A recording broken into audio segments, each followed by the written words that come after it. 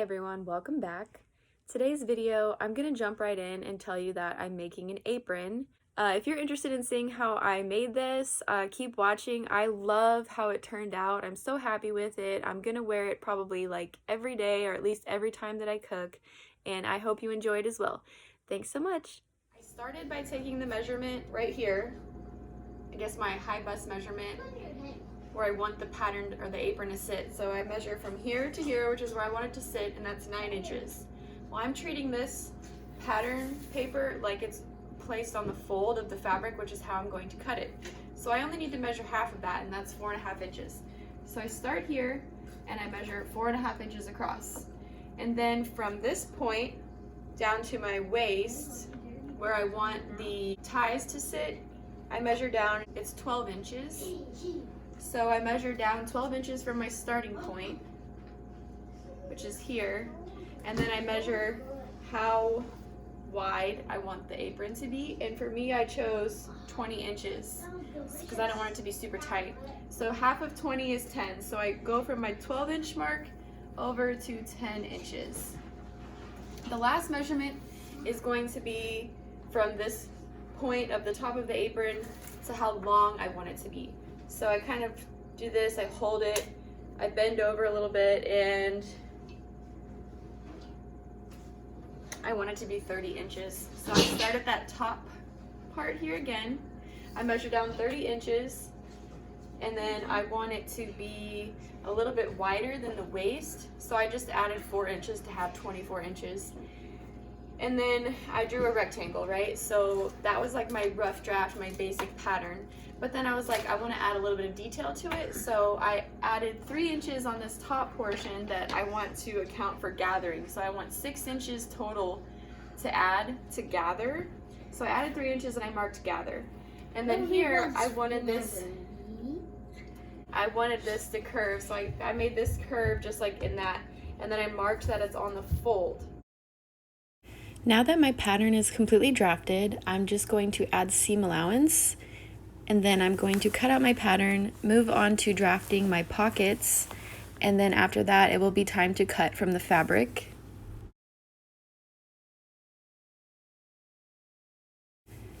Drafting the pocket was pretty simple. I drew half a heart and then I folded it in the middle, and then I traced it on the other side of the paper so that it was symmetrical. I realize now though that you could get away with drawing half of a heart and then cutting it on the fold so it's symmetrical, and you kind of save yourself a step instead of having to cut out the entire heart. Then I add seam allowance, and when I'm done with that, we are going to move on to cutting the fabric.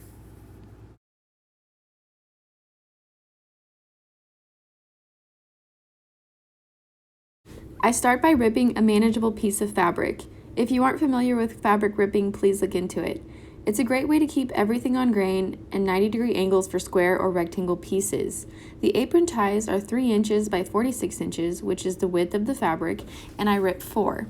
The ruffle I add is 4 inches by 46 inches, and I rip 1. For the main apron, I cut out 2 panels on the fold. The assembly is quite easy and definitely beginner friendly. I will create the ruffle, then ties, gather the top portion of both apron panels, baste the finished ruffle and ties to one panel, sew the panels right sides together, and finish with the heart pockets.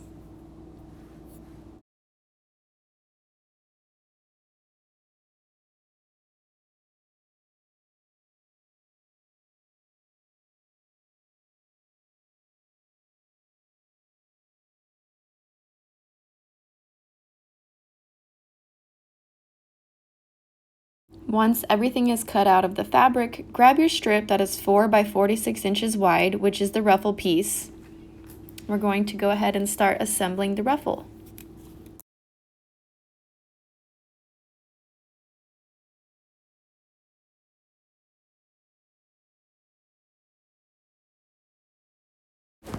On your ruffle strip, press 1/2 inch towards the wrong side, then press the entire strip in half, wrong sides together. Take it to the machine and run 2 rows of gathering stitches on the raw edge side. The ruffle is almost complete. You just need to gather the strip, and the finished look depends on how tight or loose you gather the fabric. Once you're happy with it, Pin it to the bottom of one apron panel, right sides together with raw edges matching. Adjust the gathers to get the look you're going for. I'm gathering mine pretty loosely, so it's more subtle. Looking back, I actually wish that I would have gathered my ruffle a little more loosely and brought it up higher on the bottom portion, but I still think it looks okay. Once that ruffle is pinned in place, take it to your machine and baste it down so it doesn't move around during the rest of the construction process.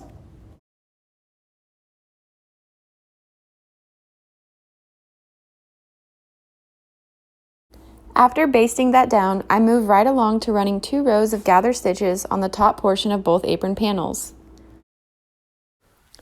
Originally, I had audio, so I could explain this step, but there was too much chaos in the background, so voiceover it is. I hope this will make sense to you. I drafted a finished width of 9 inches for the top of the apron. So because I'm sewing the 2 body panels together, I need to gather down each panel to 10 inches, accounting for the ½ inch seam allowance on each side. When it's turned right side out, it will be a finished width of 9 inches. Once I've finished gathering the top of both panels, I go over to my machine and baste them in place so they don't move around. The next step is to assemble the ties.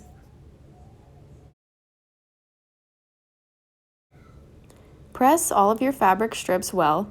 Take each strip and press it in half, wrong sides together, then take each raw edge and press toward the fold in the center, essentially pressing the strips in on themselves. Take them to your machine and top stitch 1/8 inch away from the edge on both sides to finish them up.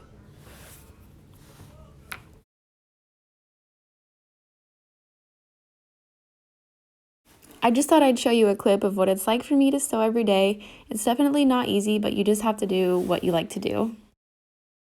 Using a rotary cutter, I cut out 4 pocket pieces, 2 for each pocket, and sew them right sides together, leaving a 3-inch opening to turn the work.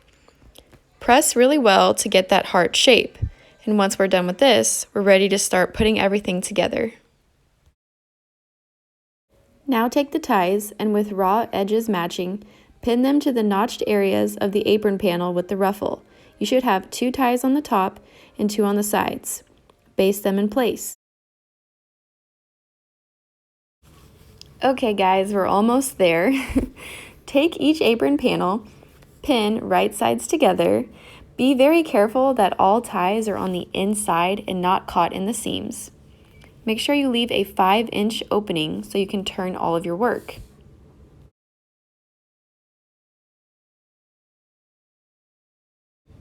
Now it's time to pull everything right side out and do a little housekeeping. Trim up those loose threads, pull out your basting stitches, and give your lovely apron a nice press.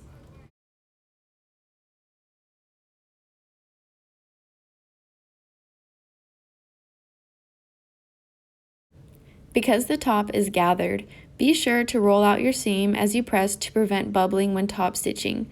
So grab that seam, roll it out, and then press well.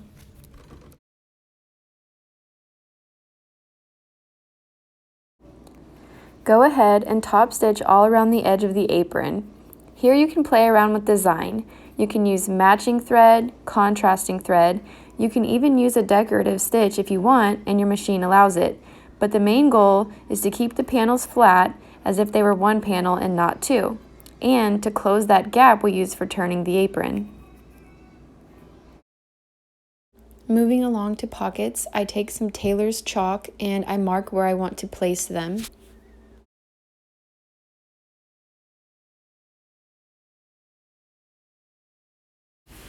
Okay, once you're happy with the placement, pin them down. I take some tailor's chalk and I square off the center of the heart where I will be stitching, creating the pocket. This is called a patch pocket and it's probably the simplest to make. The first step is to top stitch all around the heart. I will start at the peak of each curve on the top and sew around the edge until I come to the next peak, and then I'm going to stop.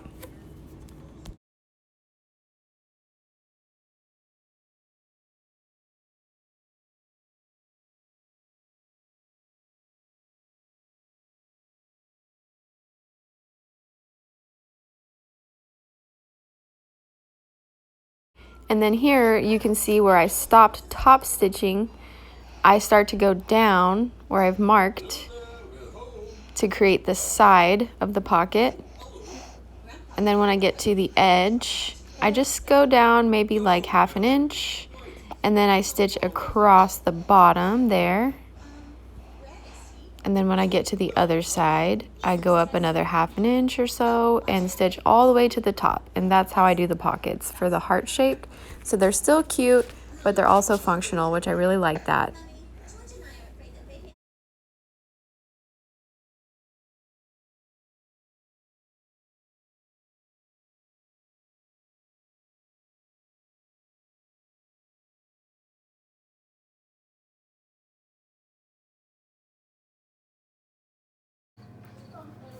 At this point, the apron is actually finished, but because I don't like ties or anything tugging at the back of my neck, I went one step further to create a razorback. I pinned my neckties in the X formation, as you can see, on the upper middle portion of the dress form, tried it on myself to make sure it would fit, then sewed them together. Then I had to think about what to do with the tie ends. I decided to use Velcro, which might make some of you cringe, but it's quicker to fasten than buttons and easier to sew than snaps. So before I cut the ties down, I try on the apron to make sure everything is fitting nicely. So far, so good. Putting the apron onto the dress form, I take 4-inch strips of Velcro and place them on the waist at a downward angle. Then I made sure to try it on. Once I made sure it fit, I took it over to my machine and stitched it down. I stitched the other side of the Velcro to the underside of the necktie end.